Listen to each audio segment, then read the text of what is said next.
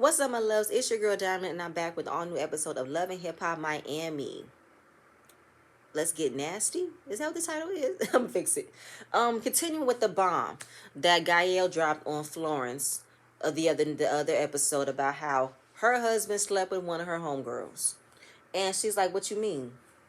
What you mean?" Yes, but then also he has paid me to keep quiet for the last 2 or 3 months. So the producers asked her, "Why did you take the money when you found out that Marlon was cheating on your sister?" Because she felt like there was no difference in me taking it, and I was gonna still tell her, so I might as well kill two birds in one stone. Let me take the money and then let me wait till I get my chance to tell her. I find that bullshit. You have allowed a payment to happen in the last 3 months with the fact that you know that your brother-in-law slept around on your sister. I don't give a damn of how much it was paying you 5K to shut up. I would take that first 5K payment, make sure it cleared, and then call my sister up and say, "Yo, you would not believe what your husband just did. First off, I found out he was fucking with one of my girls. He paid me to keep quiet, but I didn't let that last. So once he gave me that first payment, I played along with it, but I'm letting you know from jump. This man's cheating on you and he ain't shit." So she is pretty much like flabbergasted. What the fuck is going on? And why would you wait till now to tell me? That makes no sense. It makes no sense on why she wait this long. It really don't. I don't know if the sister is trying to set her up with someone else or she's trying to have her all to herself for some reason. I have no idea. The sister is giving me sneaky, manipulative. I have a plan for you. Like, I want you to go things my way. She has an agenda. She has one. So she's like, "I ain't got time for this. Let me go ahead and find my husband." So she's going to her restaurant. She finds out where my husband at. Is he here? The restaurant manager said he hasn't been here. He hasn't been here all day. So what the fuck? So she calls. "Yo, where you at?" "I'm at home." "Why aren't you at the restaurant?" "Well, I was about to ride on my dirt bike, but it was raining. So I decided to come home. And when I came home, there was nothing to eat. And I've been home and I haven't eaten since this morning." That reminds me of Elvin.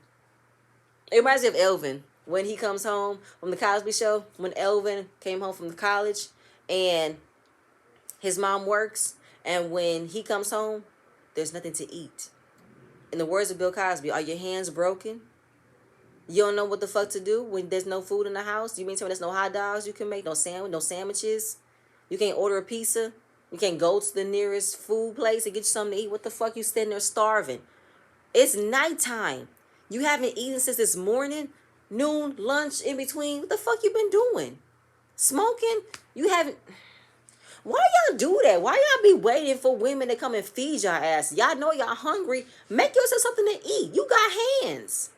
Oh my God, the simplest things men do that makes me want to pull my hair out. Are you serious right now? So she arrives at the house and she says, "What's up? Gael told me that you slept with one of her girls and you paid her to keep her quiet." He's like, "What?" "Gael told me that you was fucking with one of her girls and she paid you to keep quiet." He said, "That's a lie. I mean, I've given her money. Yes, I've given her money, given you money. That's family, her kids. I never done that." She said, "We need to take a break because I don't believe you. You are lying to me. You are lying to me. Why are you lying to me?" So she said, we're going to take a break. We're going to take a break. Take some time off. He said, "I'm going to have to find a way to you get the fuck out." She said, you ain't sleeping here. Get out." So he's all about, "You going to make me figure out a way to find somewhere to sleep inside my own house?" So he literally gets on his dirt bike and leave. I'm like, you didn't even fight for it. You just said it wasn't true and that's it. You didn't even try to give a whole entire story. Try to fix it. Try to make it better. You just accepted it and left on your dirt bike. Unless Florence was serious in that moment, you ain't coming over here. Nope. Good night. That's bullshit. Like I said, his story don't make no fucking sense to me. First, you didn't know you was about to go to work, but then it was raining, and then you went home. But then you stayed home and stayed starving? That makes no fucking sense to me. That's dumb.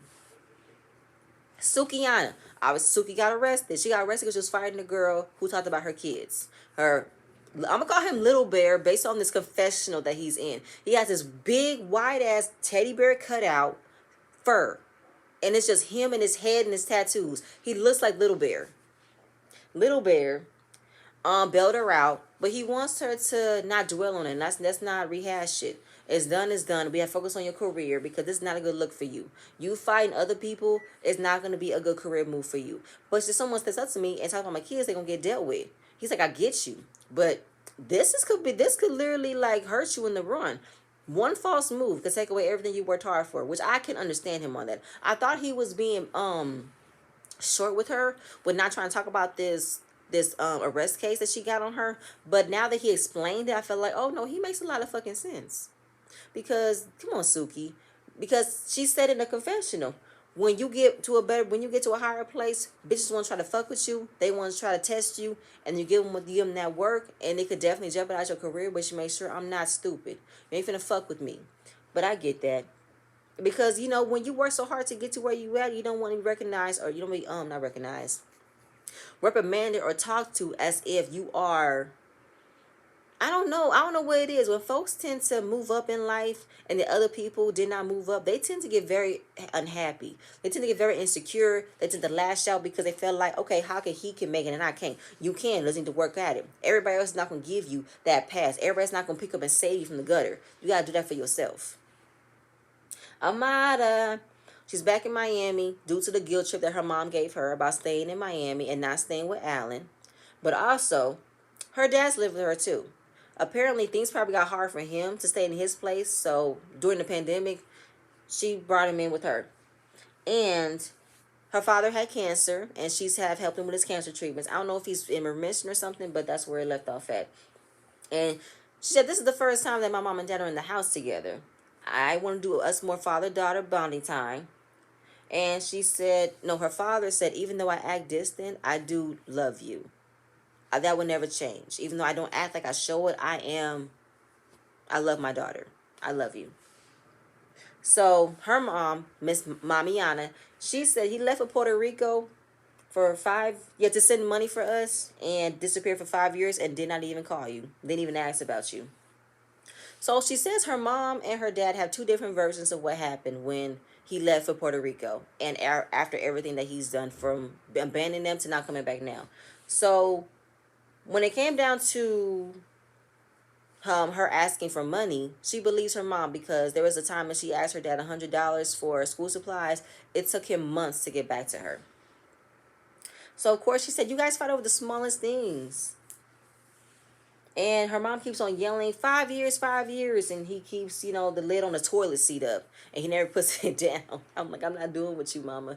Like the fact that, she keeps on pointing at him. He keeps the toilet lid up. I'm like, mommy, calm down. So I'm not finna do it. Like, oh my God, I'm not doing this with y'all. Trick Daddy is giving cooking lessons on Nori and Ray J. He both knew Ray J and Nori in different times of his life. He knew Ray J when he was small, cool dude. He knew Nori. They got drunk, had a good time. And he tried to teach him how to cook. He said, it's crazy. These two niggas don't know how to cook. No, it's not crazy. They're spoiled and it's sad. That's why my son's going to know how to cook. And, they are cooking a garlic chicken parmesan. So he's having Ray J open a can. You know how to open a can? He had a hard time opening that can. Teaching Nori how to prepare another set. Buttermilk preparing for the chicken. I got rice and beans boiling. When you're cooking, you have a place for everything. A spot for everything, to prepare for the dry stuff, for the wet stuff, what's going in the skillet, what's going on here, what needs to be added every there. He's like, listen, let's doing that. So then, of course, he's like, you married? He is still married to Joy. They're not together. Don't know what's going on with the divorce. He said her birthday coming up because he said at the end of the day, I always loved Joy. I'm sorry. I always loved Joy. And she'll always be my wife. But now she's saying, she's with this new cat. And, he's still messing around with my wife. I got to find out who this cat is so he can know who he's dealing with. I'm like, Trick, sit down. Sit down. You guys are not romantically involved no more. I don't know what you... Sit down. Messing with my wife. Please, Trick, please. She was not feeling the type of way we was dating Nikki. Please, good night, Trick, stop. Flo is at her beauty bar, and of course, things are still not getting done. She has less than 2 weeks for the opening, and things are still not getting done. I don't know how long it's going to be. Like, you might need another month or two or something, because she does not want to change the date. It is happening on Haitian Flag Day, which is a very prominent day of the Haitian community. She does not want to change it. You might have to have overnight staff or something, or have 2 and 2, have a set of contractors in the morning and a set of contractors in the afternoon and possibly at night. You need to have different shifts for people to come in and work around the clock. That is what you need. So of course she said, it's crazy how my sister and my husband have really betrayed me like this. And of course she's like, I'm walking around focused on my shit and I got so much shit going on in my personal life and I feel like it's too fucking much. And she's wondering to her cousin, am I working too much? Is my focus on my career not being needed for him? Like, I don't know what's happening.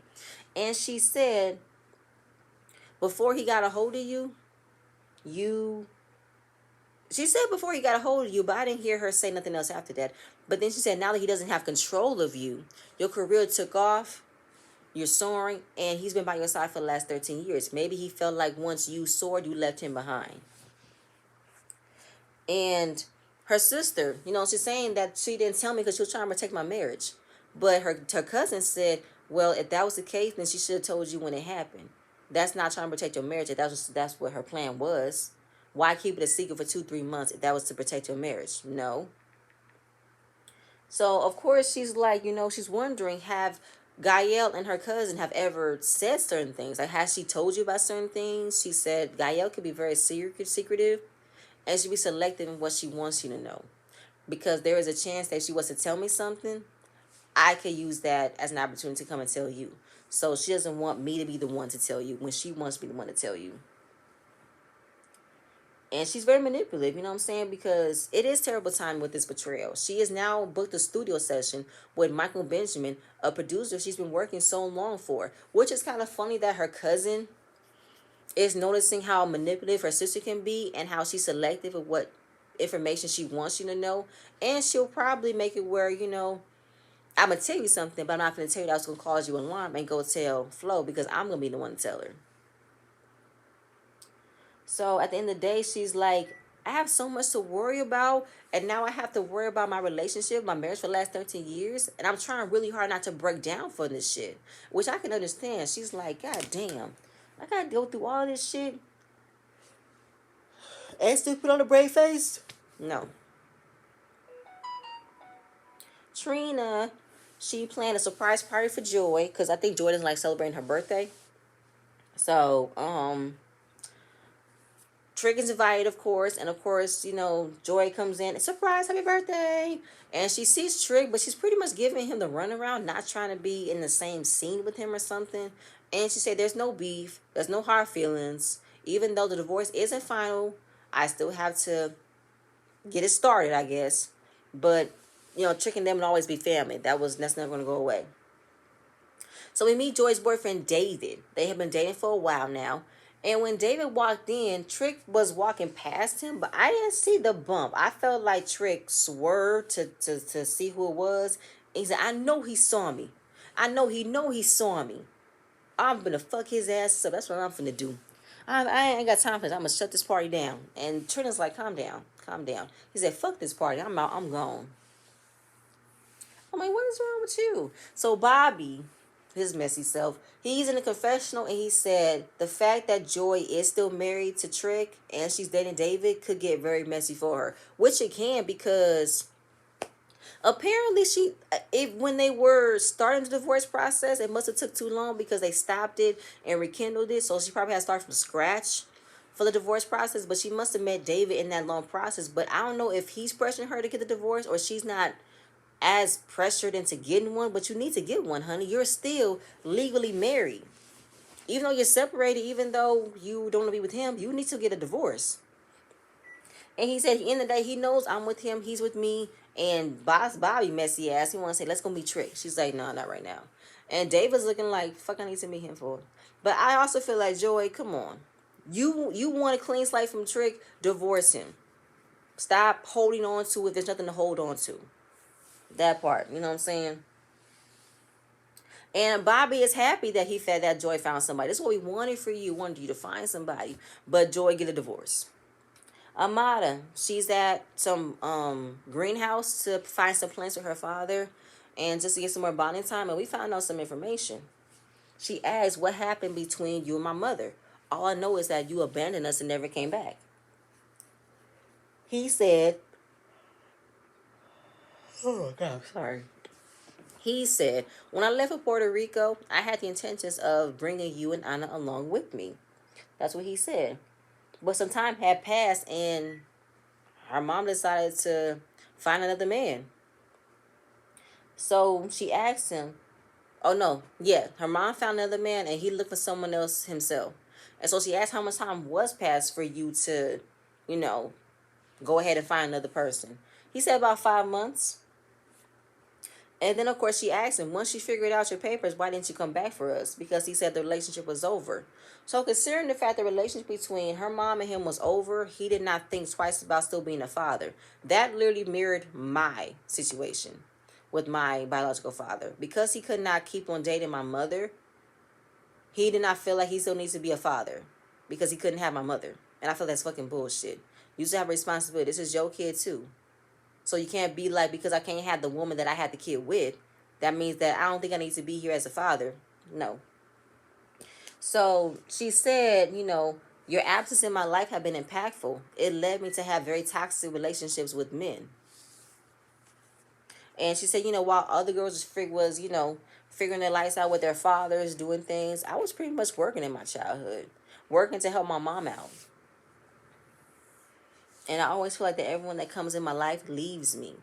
When she said, the fact that her father wasn't present, it led to her having a toxic relationship with men, I'm like, I can see that. Because she feels like, I don't know. If a mom feels like she has to please people in order for them to stay. If she doesn't please them, then they leave. But it's not that. Folks will want to stay if they want to stay. You don't have to please nobody to make nobody happy. That doesn't make you happy. That makes you feel sick and stressful. Suki's at the jewelry store with Little Bear, and he wants to make her feel better about what happened, but he also wants her to realize that maybe talk to your mom. Your mom can have a good idea on how this can work for you. She doesn't want to hear her lecture, doesn't want to hear her mom's, judgment, but he called her anyway and said, yo, your daughter acting crazy. She said, what she do? I'm trying to get her to talk to her about the whole thing with the arrest, but she doesn't want to listen to me. Oh, she gonna talk to me. So she calls her. So Bill says, your mom on the phone. She be like, oh my God, you guys getting on my nerves. What's up? So you got a mugshot. Everything, everywhere. Everybody's talking about it. But why does a mugshot exist? She said, because I was fighting and I stepped up. I started defending myself, and I'm going to always, make an example of the person who steps up to me. It's easy as that. But at the end of the day, we need to work towards the future. We need to make sure we get this money, and nothing else is going to stop that. And her mom agrees. We're on the same page. All right, cool. She said, I was surprised that the conversation I had with my mom wasn't bad. It was actually really good.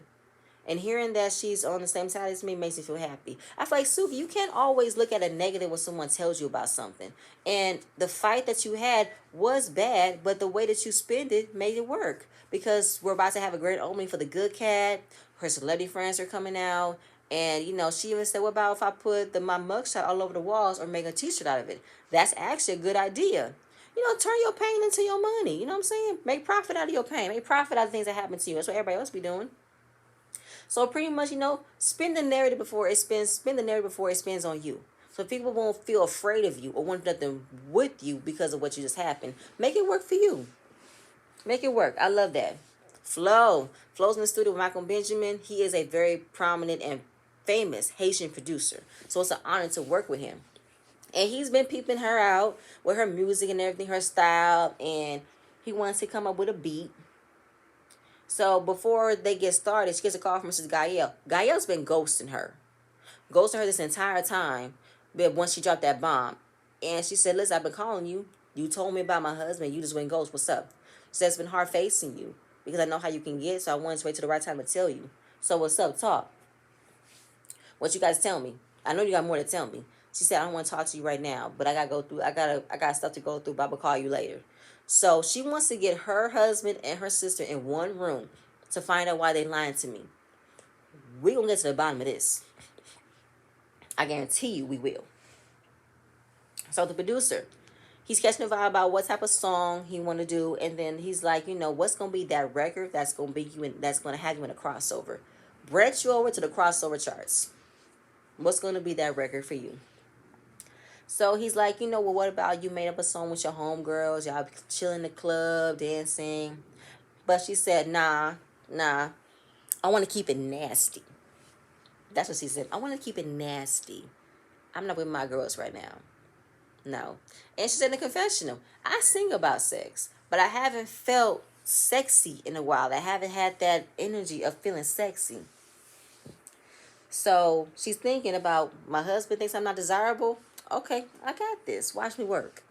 So she's in the booth, and she wanted Michael Benjamin to come inside the booth with her to give her that feel of what the song is giving. Because they were like, going back and forth, getting to the intro, getting to the hooks, and it's really vibing, it's really going. So they get into the booth. She said, put your hand right here. Yeah, just like that. And let me go ahead and get into it. I don't know the words, but that's pretty much what it was. And like they all grinding and everything. And I'm like, oh, is this going somewhere? Or is this like how it works when you're trying to get a feel of the music? You tend to have like a stand-in example for you. I had no idea, but I was pretty much here for the whole scene. I really was. So Amada, but I'm sorry, I just cannot. That was like, damn, Flo, you didn't waste no time. But I feel like if he was to actually do something with him, I wouldn't be mad at it. But I'm happy that you went a different route to get your feelings out. Excuse me. I'm happy about that. I'm not finna knock that. Amara, she's in the kitchen with her mom, no, with her dad, talking about how they had a good time, want to do some more family bonding. And before her mom enters the kitchen, she takes her mom outside and she talks to her about what was being said. So she said, listen, I only know your side of the story about how he left us, he abandoned us, but I found out from him there was another man involved. Is that true? She said, yeah, Eduardo the Cuban. But the mom is basically upset that he didn't have the conversation in front of her. So she's pretty much ready to beat his ass. She really is, because you couldn't have a conversation in front of me. I just slap him in the face. That's what she said. Should I slap him in the face? She said, Mom, don't do that. Because her mom said you never came back. Yeah, your mom said you told her you never came back. So he said, I cheated on you. He said, oh yeah, they're back in the house because she's pissed. So you told her that I cheated on you. That's why you never came back. And then he said, well, when I called, who answered the phone? Who answered the phone? And then, of course, she said, you all running around in Puerto Rico, say it was a year later. So in mom's defense, it's a year later that she met Eduardo. But in the father's defense, it's been less than 6 months since he left. Talking about how I never called, I never sent money. It was a mess. And then the mom was like, you don't make me whoop your butt. I'll whoop your butt, you liar. I'm like, Mom, calm down. She said, you a liar. You abandoned us, you shameless pig. He said, you the shameless one. She called him a fork-tongued fucker. I had to pause every telenovela subtitle line so I can get every wording right, because they were going back and forth. When she said a fork-tongued fucker, I'm like, child, get Mama Anna away. Get her, she is done. She said, tell the truth for fuck's sake. Lord. And then he said, go ahead, hit me. Go ahead, hit me, go ahead. And then she said, you deserve this vase upside your head. Don't mess up Amara's house, please. Do not mess up Amara's house. Don't do it. Don't do it. But then she's telling her Mom, calm down. I want to hear his side of the story. It's not going to work if you're yelling. Give him that space for me to tell his side. I've heard your side for years. Nobody else stopped you from saying your side. Let me hear his side, please. And he's like, leave it alone. But she said, no, I don't want to leave it alone. I want us to move forward. I don't want us to keep stagnant. I don't want us to not talk about things. We have to get through this. So he said he feels like he admitted his mistakes. And she said she's looking for a forgiveness. And he said, I'm sorry that I could not, I wasn't there to help raise you. I'm sorry. I was far away. And now she says the right time to ask for forgiveness. And he asked forgiveness. And she said, I need this conversation to happen so I can find a common ground with you guys. I have not had this since I was a child. I want to have this now that I'm an adult. Now her mom wants to tell her, you need to get over that. Get over what? Get over what? What am I supposed to get over? The fact I didn't have a childhood. I've been working since I was 4, making sure we're both good. We both have been through some bad trauma. And now that my father is in the picture, I want us to have a relationship too. I'm not asking for y'all to come get together. I'm not asking for that. I'm asking for now in this moment. Can we start fresh and really build a relationship? Can we build as a family, please? Amara definitely told her mom, it's really effed up for you to tell me to get over it now that I'm grown. Really, Ma? Really? Okay. And then, like she said, if I didn't have my father with me, I went down a downward path of men. She said, listen, I have been with men who have treated me differently. There have been so many things that men have done to me that I have not said because it's embarrassing. It's embarrassing. I did not have to protect me. I had to find out in the streets of what was it to be treated what it was to be treated like with a man. And it wasn't cool. It wasn't healthy. So it's bullshit now that I'm grown. You want to tell me to get over it? No. If he wasn't there, it would have saved a lot of heartache in my life and a lot of things that I wish I would have never done or allowed. So now, the mom was like, your father wants to mend things, but can you get over the fact that he's here? Get over the fact that he wasn't there? Get over it? No, she cannot get over it. This is where she's at right now. She needs healing, real healing. And she's only going to get it if y'all have voiced y'all opinions and get to a better place. Y'all need therapy. She said, I know I'm not going to be daddy's little girl. I know that I'm not. But I want to at least try to have some form of relationship now that he's here. Come on now, Mama Anna, don't be bitter. Don't do that. So that was pretty much the end of the episode. That was a really intense moment. It came to the point where while her mom was yelling at him, she literally wanted to charge at him and beat him up. Amar had to step in and say, Mom, no, no. So that's why it went through that. It went through all of that. But I feel like, damn. Like, why do you always gotta get so upset when he's in the room? I feel like, oh my God, I have no idea how else to say it because both of them have a story to tell and both of them need to be heard. Okay. I don't know what else to say. I'm pretty much done. I think I said what I said. That's it, y'all. I have nothing else to give. Y'all stay tuned for the next episode. I'm gonna see you guys later. Bye.